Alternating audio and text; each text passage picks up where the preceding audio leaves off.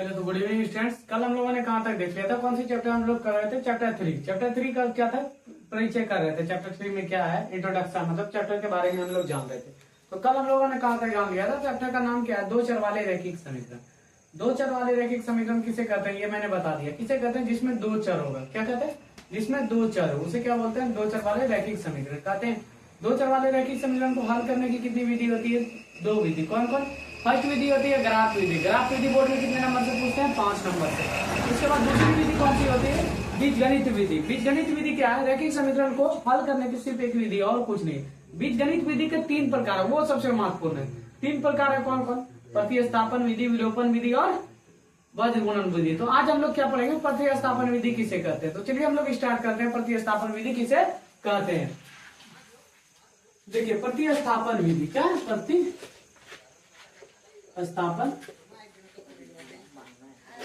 प्रतिस्थापन विधि किसे कहते हैं? प्रतिस्थापन विधि, पहले बात को मेरा समझिएगा, हम बोल क्या रहे हैं। प्रतिस्थापन विधि किसे कहते हैं? तो प्रतिस्थापन विधि में मान लीजिए आपके पास दो समीकरण दिया गया है। क्या? दो समीकरण मान लीजिए आपके पास दिया है, कुछ भी 2x प्लस कोई भी दो समीकरण दिया हुआ है, 3y = 10 दिया गया है।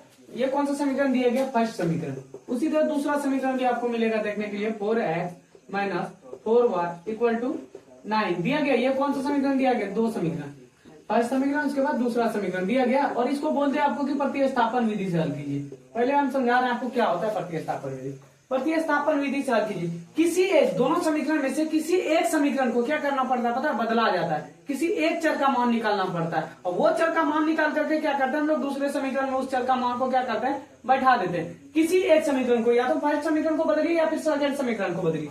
किसी एक समीकरण को क्या करना है? आपको बदलना है। किसी एक दोनों समीकरण में से किसी एक समीकरण को बदलना और वो समीकरण को बदल करके क्या करना है? एक चर का मान निकालना। जैसे इसमें से क्या बोले थे? दो चर वाले रैखिक समीकरण का कहने का अर्थ ये कि दो चर आपको हर समीकरण में मिलेगा देखने के लिए। और इसमें से क्या करना? हमको एक चर का मान निकालना। किसका? एक चर का। किसमें? समीकरण, किसी एक समीकरण को, या तो आप फर्स्ट समीकरण को बदल दीजिए या फिर सेकंड समीकरण को। किसी एक समीकरण को आप बदलिए। जैसे मान लीजिए हम यहाँ पर फर्स्ट समीकरण को बदल रहे हैं, देखिए प्रतिस्थापन विधि। तो हम क्या लिखेंगे पता है? समीकरण एक को प्रतिस्थापन विधि द्वारा हल करने पर, प्रतिस्थापन विधि द्वारा हल करने पर लिख दिया है। क्या लिखे हम? पर किस, या तो आप इस जगह दूसरा समीकरण को भी हल कर सकते थे। किस विधि से? प्रतिस्थापन विधि से। या तो फर्स्ट समीकरण को हल कीजिए या सेकंड समीकरण को। क्या करना? हल करके किसी एक चर का मान निकालना। किसी एक समीकरण को बदल करके किसी एक चर का मान निकालना। इस बात को समझ लीजिएगा। क्या लिखे? समीकरण एक को प्रतिस्थापन विधि द्वारा हल करने पर। प्रतिस्थापन विधि कहते किसे? वही समझा। देखिए समीकरण एक क्या है हमारे पास? 2x + 3y है बराबर में 10 है। क्या बोले इसमें? दोनों चर में से किसी एक चर का मान निकालना। क्या करना? दोनों चर में से किसी एक चर का मान निकाल करके और दूसरे समीकरण में क्या करना? पुट कर देना। जैसे हम लोग दूसरा समीकरण का निकालेंगे तो दूसरा समीकरण में से किसी एक चर का, या तो x चर का मान निकालेंगे या y चर का। एक चर का जब मान निकल जाएगा तो उसको क्या करेंगे? दूसरा निकाल रहे हैं तो फर्स्ट में उसको बैठा देंगे। उसी तरह यहाँ पर क्या करना है? हम लोग फर्स्ट निकाल रहे हैं तो किसमें बैठाएंगे इसको? दूसरा में। देखिए किसी एक चर का मान निकालना, या तो आप ये y वाला चर का मान निकाल लीजिए या फिर x वाला चर का। जब हम लोग x वाले चर का मान निकाल रहे हैं 2x, ये 3 किसमें? प्लस में ना, उधर जाएगा तो क्या देगा? 10 - 3y हो जाएगा। और क्या बोले थे? किसी एक चर का मान निकालना। अब यहाँ से क्या निकालिए पता है? x। क्या निकालिए? x जब निकालेंगे तो इधर क्या आ जाएगा? 10 - 3y और ये गुना में था तो इस पर आ जाएगा, किसमें आ जाएगा? भाग में। हो गया। ये क्या था? निकल गया किसी एक चर का मान। किस चर का मान निकला? x का। तो अब इसको क्या करेंगे हम लोग? समीकरण 2 में ले जाकर के क्या करेंगे? बैठा देंगे। उसी को क्या बोलते हैं हम लोग? प्रतिस्थापन विधि। जैसे यहाँ x का मान निकला तो x का मान किसमें पुट कर देंगे? समीकरण 2 में ले जाकर के, जहां पर भी x है उस जगह क्या करेंगे? बैठा देंगे। इसी को क्या बोलते हैं हम लोग? प्रतिस्थापन विधि। प्रतिस्थापन विधि किसे कहते हैं? दिए हुए समीकरण में किसी एक समीकरण को बदलना पड़ता है। किसी एक समीकरण को क्या करना पड़ता है? बदल करके किसी एक चर का मान निकालना पड़ता है। उसके बाद वो मान निकाल करके या तो एक चर x निकालिए या y निकालिए, उसका मान निकाल करके दूसरे समीकरण में क्या करते हैं? उसको पुट कर देते हैं। तो हमारा क्या हो जाता है? x और y का वैल्यू क्या हो जाता है? आ जाता है। चलिए हम लोग सीखते हैं प्रतिस्थापन विधि कहते किसे हैं वो लिखते हैं। हो गया होगा यहाँ पे प्रतिस्थापन विधि।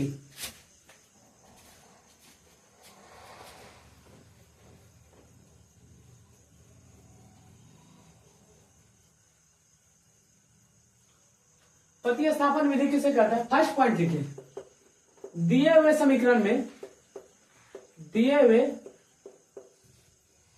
समीकरण में,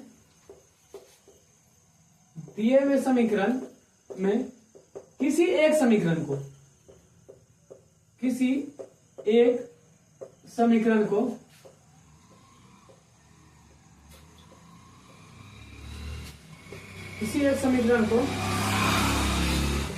एक समीकरण को क्या करना पड़ता है? बदलना होता है। क्या होता है? बदलना होता है। किसी एक चर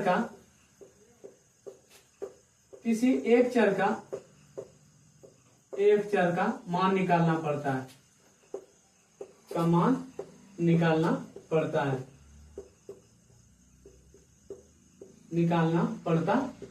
है, ये हो गया फर्स्ट पॉइंट। फर्स्ट पॉइंट क्या लिखे? दिए हुए समीकरण, दो समीकरण आपके पास दिया होगा। दिए हुए समीकरण में किसी एक समीकरण को, या तो फर्स्ट समीकरण को बदलिए या सेकंड समीकरण को बदलिए, किसी एक समीकरण को क्या करना? बदलना। उसके बाद क्या करना? वो समीकरण फर्स्ट मान लीजिए, फर्स्ट समीकरण को बदलेंगे तो दो चर वाला रखिए समीकरण, तो ऑटोमेटिक है दो चर आएगा ना। तो दो चर में से क्या करना? किसी एक चर का मान निकालना। या तो आप एक्स चर वाले को मान निकालिए या फिर वाई चर वाले का मान निकालना। उसके क्या लिखो? बदलना होता है, किसी एक चर का मान निकालना पड़ता है। या तो एक्स चर का मान निकालिए या फिर वाई चर का। उसके बाद दूसरा पॉइंट क्या लिखते हैं? उसको क्या करते हैं? दूसरे समीकरण में ले जाकर के बैठा देते हैं। समीकरण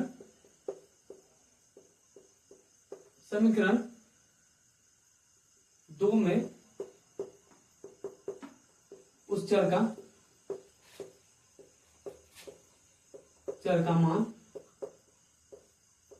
बैठाना होता है।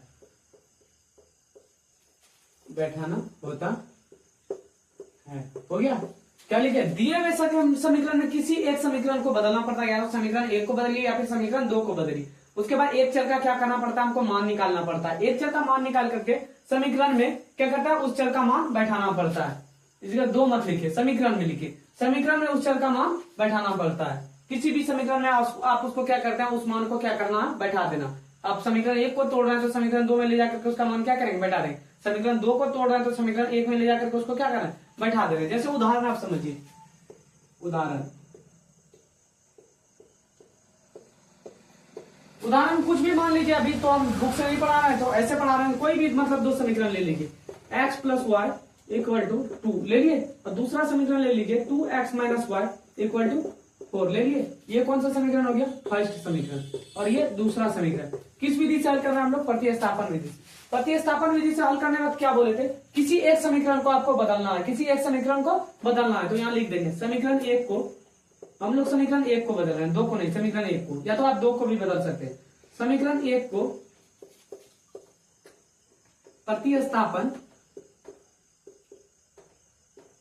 प्रतिस्थापन विधि द्वारा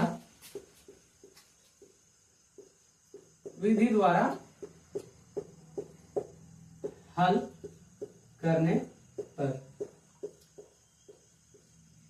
बोर्ड में जिस विधि से आपको पूछे, प्रतिस्थापन विधि से पूछे तो प्रतिस्थापन विधि से बनाना है उसको, विलोपन विधि से पूछे तो विलोपन विधि से बनाना है उसको, वज्रगुणन विधि से पूछे तो वज्रगुणन विधि से। लेकिन मान लीजिए ये हमारे पास दिया है, ठीक है। उसके बाद तीनों से बोले वज्रगुणन विधि से भी इसको हल कीजिए, प्रतिस्थापन विधि से भी हल कीजिए, और क्या विलोपन विधि से भी हल कीजिए। जैसे बोल दिया आपको तो तीनों का आंसर जो आएगा ना, तीनों का आंसर तो सेम ही आएगा, लेकिन विधि क्या होगा? उसका अलग अलग विधि होगा। प्रतिस्थापन विधि का अलग यहाँ पर लिखा है, क्या होता है प्रतिस्थापन विधि। विलोपन विधि इसके बाद आएगा तो वो लिखा है। समीकरण 1 को प्रतिस्थापन विधि द्वारा हल करने पर, समीकरण 1 क्या हमारे पास? x प्लस वाई बराबर क्या है? 2 है। अब क्या बोले थे हम? किसी एक चर का मान निकालिए, या तो x चर का मान निकालिए या y चर का, और जो मान निकाल देंगे उसको क्या करेंगे? दूसरे समीकरण में ले जाकर के बैठा देंगे। मान लीजिए हम लोग यहाँ पर y चर का मान निकाल रहे हैं, किसका? y का। चलिए x को छोड़ देते हैं, y का निकाल रहे हैं। y जब निकालेंगे तो 2 हो गया, ये x प्लस में, इस पर आएगा तो किसमें आ जाएगा? माइनस में। निकाल लिया हम लोग y का मान, क्या किया? निकाल लिया। अब y का मान क्या करेंगे? दूसरे समीकरण में ले जाकर के क्या करेंगे? पुट कर देंगे, मतलब बैठा देंगे y का मान। तो बैठाते हैं, इसको लिखते हैं समीकरण 2 में। आप इस जगह x का भी मान निकाल सकते हैं। x निकालते तो क्या होता? 2 माइनस वाई होता। तो x का मान क्या करते? दूसरे समीकरण में ले जाकर के बैठ गए। समीकरण 2 में y बराबर क्या रखेंगे? 2 माइनस एक्स रखने पर रख दिए। अब यहाँ पर समीकरण 2 क्या है हमारे पास? 2x माइनस वाई बराबर क्या है? 4 है समीकरण 2। अब y जिस जगह भी है उस जगह क्या वैल्यू रखना हमको? 2 माइनस एक्स। तो यहाँ क्या रखेंगे? 2x माइनस वाई की जगह क्या रखेंगे हम लोग? 2 माइनस एक्स। हो गया, बराबर में क्या है यहाँ 4, यही है ना। अब इसको जब सॉल्व करेंगे तो देखिए 2x हो गया, ये माइनस अंदर जाएगा तो क्या आ जाएगा -2 हो गया, और ये माइनस जब अंदर जाएगा क्या हो जाएगा +x बराबर में 4 आ गया। अब जब इसको सॉल्व करेंगे तो क्या आएगा हमारे पास, जब इसको सॉल्व करेंगे तो 2x + 1x मिलकर के कितना हो गया 3x हुआ, 3x। और ये देखिए ये 4 यहाँ का प्लस में 4, ये 2 क्या माइनस में है ना, उस पर जाएगा तो किसमें हो जाएगा प्लस में, 4 प्लस कितना हो जाएगा 2 हो गया। अब यहाँ पर देखिए 3x बराबर क्या हो जाएगा 4 2 6। अब x का मान निकाल लीजिए आप लोग, x बराबर क्या हो गया 6 बटे, यहाँ गुना में इस पर आएगा तो भाग में 3 दूना 6, x का मान कितना आ गया हमारे पास, x का मान 2 आया। अब जो ये x का मान आ गया, अब इसको क्या आप जिसमें बैठाना बैठा है, समीकरण 1 में भी बैठा करके निकाल सकते हैं, समीकरण 2 में भी बैठा करके आप उसको निकाल सकते हैं। जैसे आप x का मान पुट कीजिएगा तो y का मान ऑटोमेटिक है कि हमको मेरे पास आ जाएगा। तो यहाँ तक हमको लग रहा है कि आप लोगों को समझ में आ गई होगी। अब देखिए इसके आगे करते हैं, x का मान कितना आया 2 आया, यहाँ तक हो गया ना, तो आगे बढ़ते हैं।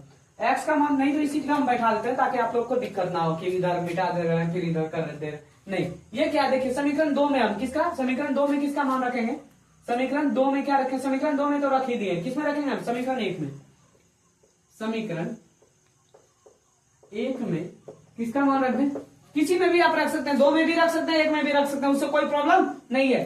समीकरण 1 में x बराबर क्या रखेंगे, समीकरण 1 में x बराबर क्या रखेंगे 2 रखने पर रख दिए। समीकरण 1 क्या था हमारे पास, x + y बराबर कितना था 2 था, x के जगह पर हम लोग क्या रखेंगे 2, तो यहाँ देखिए x के जगह पर हम लोग 2 रख देते हैं, प्लस क्या y बराबर 2 हो गया। अब यहाँ पर देखिए y जब हम लोग निकालेंगे तो ये 2 प्लस में है ना, तो इस पर आएगा तो किसमें आ जाएगा माइनस में आ गया, 1 2 कैंसिल, तो कितना आ गया y का मान, y इक्वल टू क्या हो गया 0, तो x का वैल्यू क्या आ गया हमारे पास 2 और y का वैल्यू 0 आया। तो आप लोगों को प्रतिस्थापन विधि समझ में आया, प्रतिस्थापन विधि किसे कहते हैं, प्रतिस्थापन विधि में क्या होता है, 2 समीकरण आपके पास दिया किसी एक समीकरण को आपको बदलना है, या तो समीकरण 2 को बदल लिया तो फिर समीकरण 1 को, जब बदलिएगा तो क्या करना है, उसे किसी एक चर का मान निकालना। देखिए यहाँ पर बदले, हम समीकरण 1 को बदले तो किसी एक चर का मान निकाले, यहाँ पर 2 चर है तो 2 चर में से किसी एक चर को हम मान निकाले तो एक चर का मान निकाल करके क्या कर देना, या तो आप 2 को बदलिए या फिर 1 को बदलिए, उसको क्या करना है, फिर जिसमें आप 1 को बदल रहे हैं तो दूसरे में उसका मान पुट कर दिए, 2 को बदल रहे हैं तो 1 में आपको उसका मान क्या कर दीजिए पुट कर दीजिए। जब हम लोग रखें यहाँ पर दूसरा समीकरण में y का मान रखे तो ऑटोमेटिक मेरे पास क्या आ गया, x का वैल्यू आ गया। जब x का वैल्यू आ गया तो x का वैल्यू किस में रख दिए, समीकरण 1 में, या फिर समीकरण 2 में भी हम रख सकते थे, मान क्या होगा सेम ही आएगा, हो गया। यहाँ पर रख दिया, उसके बाद देखिए कितना आ गया हमारे पास 0 आ गया। ये समझने में तो आप लोगों को दिक्कत नहीं होनी चाहिए। पर फर्स्ट क्या था, बीजगणित विधि का सबसे पहला विधि कौन था, प्रतिस्थापन। अब दूसरा विधि क्या, विलोपन विधि। क्या दूसरा विधि, विलोपन विधि। यही सेम समीकरण पर अभी हम आप लोगों को क्या दिखाएंगे, विलोपन विधि को हल करके, और सेम आंसर आएगा। क्या आएगा आंसर हमारा, क्या होगा सेम होगा, लेकिन विधि क्या होगा अलग अलग होगा। चलिए तो हम लोग क्या करते हैं, मिटा देते हैं इसको।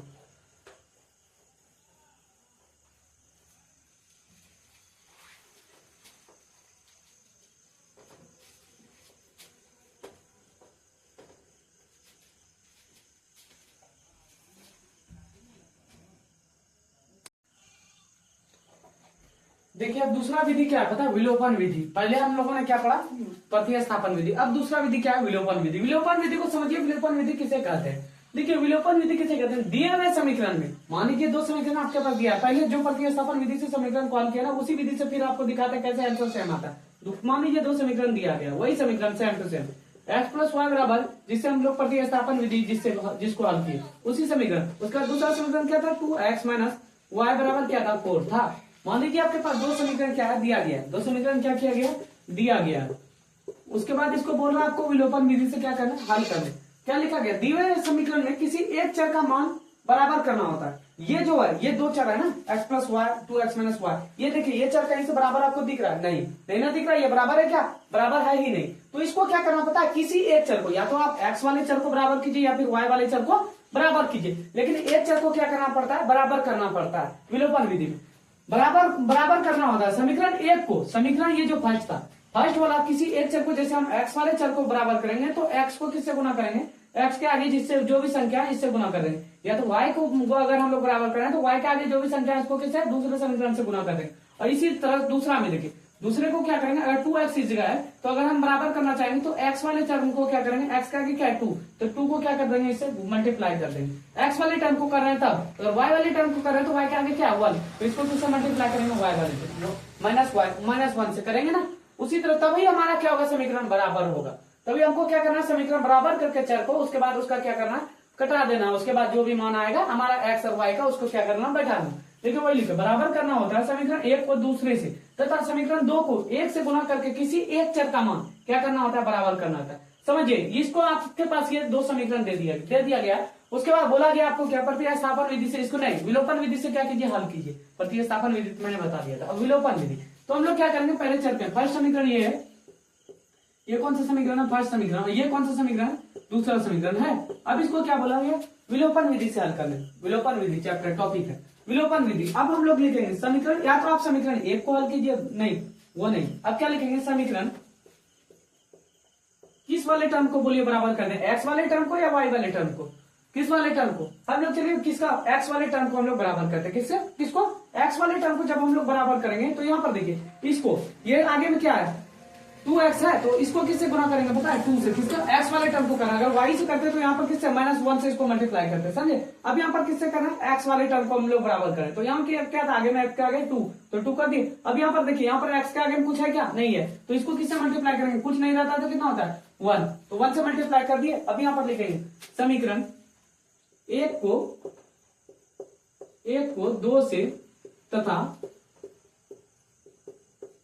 2 को 1 से गुना करने पर, क्या लिखेंगे, गुना करने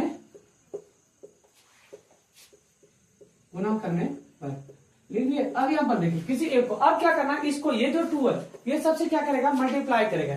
गुना है ना समीकरण में, अब क्या करेगा, ये 2 सबसे मल्टीप्लाई करेगा। 2 ने जब x से मल्टीप्लाई करेगा तो क्या आएगा हमारे पास, 2x हो गया। अब जब 2 ने y से मल्टीप्लाई करेगा तो क्या आएगा हमारे पास, 2y हो गया। अब यहाँ पर देखिए, जब 2 ने 2 से मल्टीप्लाई करेगा तो कितना आएगा, 2 दूनी 4 हो गया। अब यहाँ पर देखिए 1 ने जब 2x से मल्टीप्लाई करेगा तो क्या आएगा, 2x आएगा। देखिए एक चर बराबर हुआ, या तो हम y वाले चर को बराबर करते तो y वाला चर भी बराबर होता, लेकिन x वाले चर को बराबर कर रहे हैं ना, तो x वाला टर्म बराबर हुआ, यहाँ पर भी 2x, यहाँ पर भी 2x हुआ। अब उसी तरह 1 ने जब -1 से -y से मल्टीप्लाई करेगा तो क्या आएगा, y आएगा। जब उसके बाद 1 ने जब 4 से मल्टीप्लाई करेगा तो क्या आएगा, 4 आएगा या नहीं आएगा, आ गया।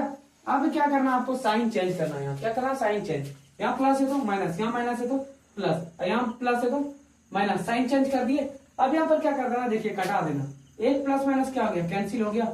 अब यहाँ पर देखिए क्या है, 2y में एक y, अगर जब हम लोग क्या करते हैं, नहीं ये प्लस माइनस मैंने साइन पहले बताया था, अगर प्लस माइनस उसमें रहता है तो क्या करते हैं हम लोग, जोड़ देते हैं। क्या करते हैं, जोड़ देते हैं। लेकिन साइन क्या यूज करना है हमारे पास, जो बड़ा रहेगा उसी का साइन क्या करना हमको यूज करना। तो देखिए यहाँ पर 2y था और 1y मिलकर के कितना हो गया, 3y, लेकिन बड़ा साइन किसका, प्लस वाला का, तो कितना हो जाएगा 3y। और इधर बराबर में देखिए एक प्लस में और एक किसमें है, माइनस में है ना, तो क्या करेंगे, एक प्लस माइनस को कटा देंगे तो कितना आ जाएगा, इधर 0 आ गया।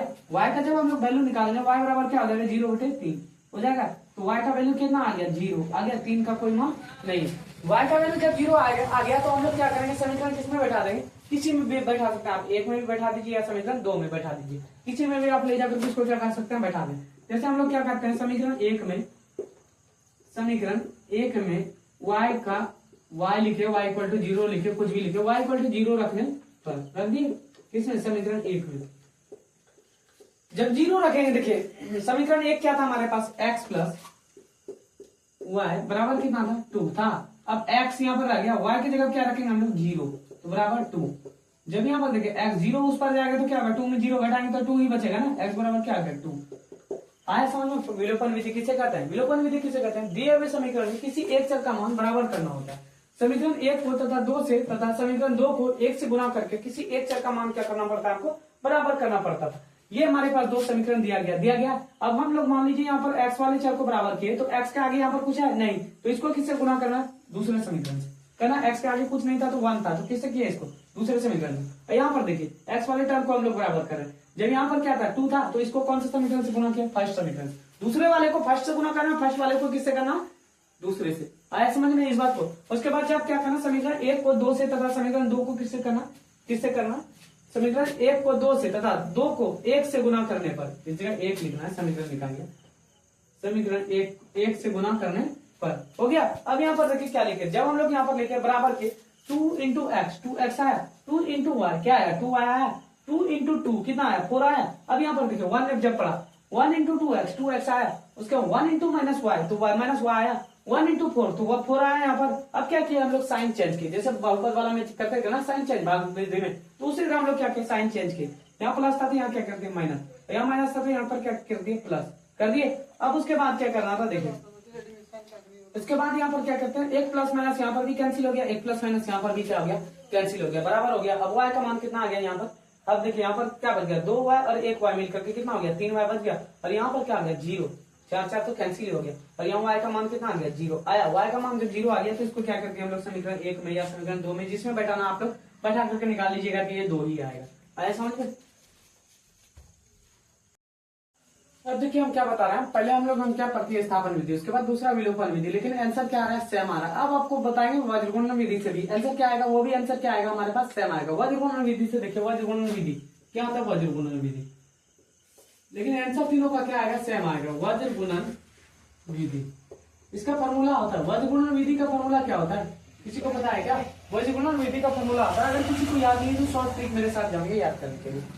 एक्स लिख दिए, नीचे में लिखना आपको क्या पता, बीसी, बीसी माइनस बीसी लिख दिए, कुछ नहीं करना, ये शॉर्ट ट्रिक है याद करने का। उसके बराबर में इसका जो फॉर्मूला आता है, y बराबर लिखना आपको क्या पता है, सी ए माइनस सी ए लिख दिए।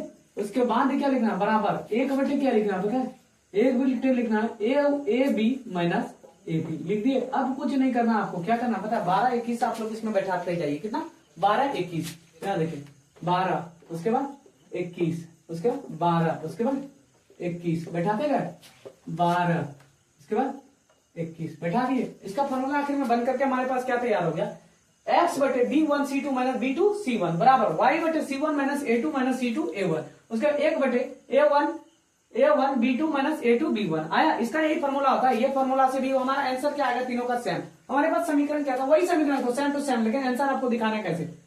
क्या था हमारे पास समीकरण, x प्लस वाई बराबर कितना था, 2 था। दूसरा समीकरण हमारे पास क्या था, ये फर्स्ट समीकरण है, कौन सा, फर्स्ट समीकरण, ये दिया गया। और दूसरा समीकरण क्या था हमारे पास, 2x माइनस वाई बराबर क्या था, 4 था। दो समीकरण हमारे पास दिया गया। अब इसको किस विधि से बोला, वज्रगुणन विधि से हल करना है। किसका, वज्रगुणन विधि से हल करना।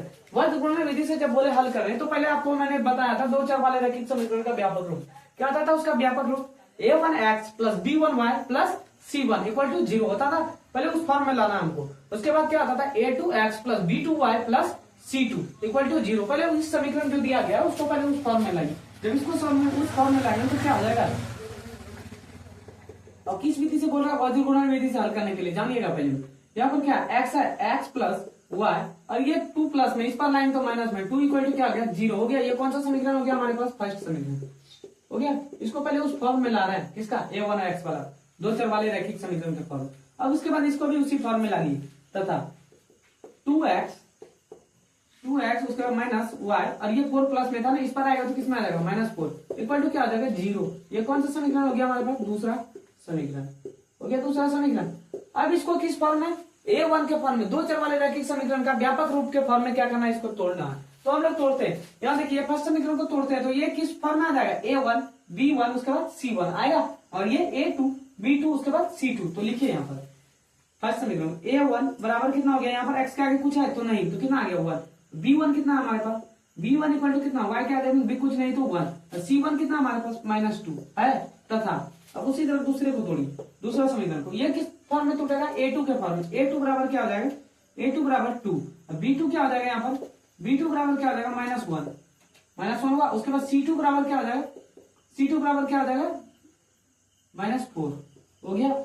और किसी ये फॉर्म में टूट गया। अब इसको क्या करना, वज्रगुणन विधि के सूत्र पर क्या कर देना, बैठा देना। क्या करना, वज्रगुणन विधि के सूत्र पर क्या कर देना, बैठा देना। चलिए हम लोग यहाँ पर बैठाते हैं, यहाँ पर बैठेगा, यहाँ पर क्योंकि फॉर्मूला लिखा था तो वही, इसी कारण हम सोचे क्या इसी जगह बैठा देते हैं, बैठा दें इस जगह। चलिए बैठा देते हैं इस जगह। तो देखिए पहले क्या x है, तो ऊपर में क्या लिख दिए, x लिख दिए, और नीचे में देखिए पहले यहाँ क्या b1 हम लोगों के पास क्या है, b1 1 है तो 1। उसके बाद क्या, गुना है बीच में। उसके बाद c2 देखिए हमारे पास कितना, c2 कितना -4, तो इसको क्या कर दिए, -4 से क्या कर दिए, मल्टीप्लाई। उसके बाद बीच में क्या, फिर माइनस है, माइनस दे दिए। उसके बाद देखिए क्या, b2 क्या है हमारे पास, -1 कितना, b2 -1, तो इसका क्या लिखेंगे, -1। उसके बाद फिर क्या, फिर गुना है। उसके बाद देखिए c1 कितना हमारे पास, c1 कितना -2, तो क्या किया इसको, -2 लिख दिए। अब यहाँ पर देखिए फिर क्या बराबर बराबर है बराबर। अब किसको ये फॉर्मूला पे y वाला में आइए तो यहाँ y लिख दिए। अब यहाँ पर देखिए C1 कितना हमारे पास, C1 यहाँ पर निकाले C1 कितना -2, तो क्या लिखेंगे इसका -2। अब फिर क्या गुना, उसके बाद देखिए A2 कितना हमारे पास A2 कितना 2, तो क्या करेंगे इसको 2 से मल्टीप्लाई कर दिया। उसके बाद बीच में फिर क्या माइनस है। फिर देखिए यहाँ पर C2 कितना -4, तो इसका क्या लिखेंगे हम लोग -4 लिख दिए। और फिर क्या करना है इसको गुना करना। उसके बाद क्या A1 कितना था हमारे पास 1 था, तो इसको क्या कर दिए 1 से गुना कर दिए। अब यहाँ पर फिर क्या बराबर कर दिए। अब इस पे आइए 1, यहाँ पर क्या A1 कितना था हमारे पास 1, तो 1 लिख दिए। अब गुना में लिखे फिर B2 कितना B2 कितना था -1, तो क्या कर दिए -1 इस जगह क्या कर दिए पुट कर दिए। अब फिर बीच में क्या माइनस का चिन्ह माइनस लगा दिया। अब A2 देखिए कितना यहाँ पर हमारे पास 2, कितना A2 2 हो गया। फिर गुना कीजिए। अब B1 कितना, ये देखिए B1 कितना 1, तो क्या करेंगे इस जगह 1 लिख दिए। अब इसको क्या करना सॉल्व कीजिए आप, तो क्या करना है इसको सॉल्व कीजिए। यहाँ पर ऊपर में क्या x, तो x लिख दिया हम लोग। चलिए अब यहाँ पर देखिए क्या है 1 ने जब -4 से मल्टीप्लाई करेगा तो क्या आ जाएगा हमारे पास -4 आएगा या नहीं आएगा। 1 ने जब -4 से क्या, अब यहाँ पर देखिए माइनस क्या कर रहा है, यहाँ पर देखिए माइनस क्या कर रहा है प्लस। 1 ने जब 2 से मल्टीप्लाई किया तो कितना हुआ 2 ने माइनस आ गया नहीं तो प्लस माइनस क्या हो गया माइनस, तो कितना हो जाएगा यहाँ पर -2 हो गया। आया या नहीं, ये समझ में आया।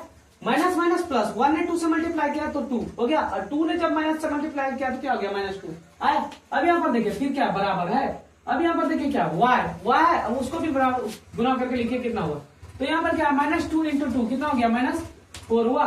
उसका फिर देखिए माइनस क्या कर दिया +4, तो यहाँ पर समझ में आया। -2 × 2 कितना हो गया -4 हुआ। उसके बाद माइनस क्या कर दिया +4 × 1 कितना हुआ 4 आया। अब यहाँ पर फिर बराबर कीजिए। जब इसको बराबर करेंगे तो क्या हो जाएगा 1/, यहाँ पर देखिए 1 ने -1 से मल्टीप्लाई किया तो कितना हो गया -1, -2 ने जब -1 से मल्टीप्लाई किया तो क्या आ गया -2 आया। इतना समझ में आया सबको। अब यहाँ पर क्या करेंगे हम लोग बराबर करेंगे। x बराबर क्या आ जाएगा -4 और -2 कितना हो जाएगा -6 हुआ। अब यहाँ बराबर कीजिए y बराबर क्या आ जाएगा, ये देखिए 4 तो कैंसिल हो गया, क्या आ गया y का वैल्यू 0 आ गया, नीचे में कितना आ गया 0 आया। अब यहाँ पर देखिए 1/, क्या हो जाएगा -1 और -2 मिलकर के कितना हो गया -3। अब क्या करना पता है, एक बार x वाले टर्म को 1/3 के साथ बराबर कीजिए और एक बार y/0 को क्या कीजिए इसके साथ बराबर कीजिए। तो चलिए हम लोग बराबर करते हैं। तो x/-6 बराबर में क्या करेंगे 1/, कितना -3 है, इसको बराबर कर दिए। अब तथा इधर भी करेंगे हम बराबर, y को भी बराबर करेंगे इसके साथ। एक बार इसको इसके साथ बराबर करेंगे, एक बार इसको इसके साथ बराबर। y/, कितना y/0 बराबर क्या है यहाँ पर 1/-3, ये कर दिए दोनों को बराबर। अब क्रॉस मल्टीप्लिकेशन कीजिए। देखिए यहाँ पर क्रॉस मल्टीप्लाई होगा, x ने 3 से जब मल्टीप्लाई करेगा तो क्या आ जाएगा -3x होगा, यहाँ क्योंकि माइनस था। -1 ने जब इससे मल्टीप्लाई करेगा तो कितना आ गया -6 आया। अब यहाँ पर बराबर तथा लिखिए, तथा उसके बाद देखिए यहाँ पर y ने जब -3 से मल्टीप्लाई करेगा तो क्या आ जाएगा -3y होगा। अब 1 ने जब 0 से मल्टीप्लाई करेगा क्या आ गया 0 आया। अब यहाँ पर तो सेम चीज आएगा, क्या आएगा यहाँ पर देखिए 1 माइनस नेगलेक्ट हो गया, खत्म हो गया। अब यहाँ पर बचा क्या x का वैल्यू निकालिए, ये 3 गुना में है ना तो उस पर जाएगा तो किसमें आएगा भाग में, 3 दूना 6, x का वैल्यू क्या आया x का वैल्यू 2, इधर भी बराबर कीजिए तथा यहाँ क्या है हमारे पास -3y इक्वल टू क्या आ गया 0 आया था ना, ये आया था। अब यहाँ पर y जब हम लोग निकालेंगे तो कितना आ जाएगा 0/-3 हो गया। तो y का वैल्यू कितना आ गया यहाँ पर, y का वैल्यू 0 आ गया। क्या समझ में आया, तीनों विधि से आंसर सेम आया। x का इसमें भी देखिए वैल्यू कितना आया 2 आया, y का वैल्यू कितना आया 0 आया। हम किसी भी विधि से हल करें तो वो आंसर हमारा क्या होना चाहिए सेम आना चाहिए, या तो वज्र गुणन विधि से हल करें या फिर किससे विलोपन विधि से हल करें या फिर उसको किससे प्रतिस्थापन विधि से हल करें, लेकिन आंसर तीनों का क्या आया ना सेम। हम एक किसी 2 समीकरण को लेकर के चले, दोनों समीकरण को हम दिखाए कि तीनों में से क्या आता है, तीनों का आंसर क्या आता है सेम आता है, लेकिन विधि क्या होता है वो अलग अलग हल करने की विधि होती है। प्रतिस्थापन विधि का विधि अलग होता है, विलोपन विधि का विधि अलग होता है हल करने का, उसके बाद वज्र गुणन विधि का अलग विधि होता है। तीनों का विधि क्या है अलग अलग, लेकिन आंसर क्या आएगा तीनों का सेम आएगा। आया समझ में।